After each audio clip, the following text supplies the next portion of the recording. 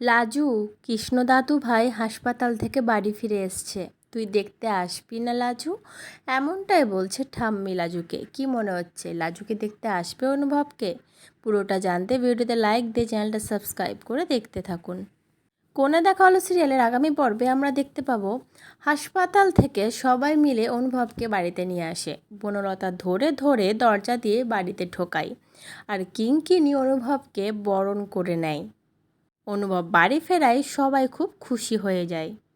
কিন্তু কিঙ্কিনি যখন বরণ করছিল অনুভবকে ওই গেটের সামনে দাঁড়িয়ে, তখন অনুভবের হালকা হালকা তার বিয়ের কথা মনে পড়ছিল, যে সে টোপর বেশে দাঁড়িয়ে আছে, বর বেশে দাঁড়িয়ে আছে, আর তার পাশে একজন বউ ঘোমটা মাথায় দিয়ে দাঁড়িয়ে আছে। কিন্তু সেই বউটাই যে লাজু, সেই মুখটা অনুভবের কিছুতেই মনে পড়ছে না।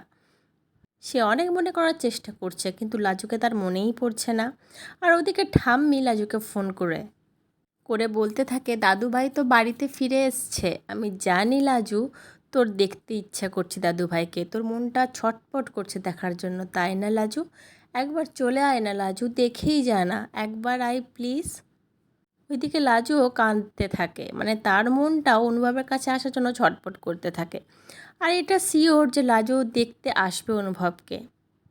লাজুকে দেখে কি অনুভবের সত্যিই কিছু মনে পড়বে, নাকি আবার অপমানিত করে লাজুকে বাড়ি থেকে তাড়িয়ে দেবে? তোমাদের কি মনে হচ্ছে বন্ধুরা? অবশ্যই কমেন্ট করে জানিও। পরবর্তী আপডেট নিয়ে তাড়াতাড়ি আসছি। সঙ্গে থেকো, সাথে থেকো, চ্যানেলটা সাবস্ক্রাইব করে দিও। ধন্যবাদ।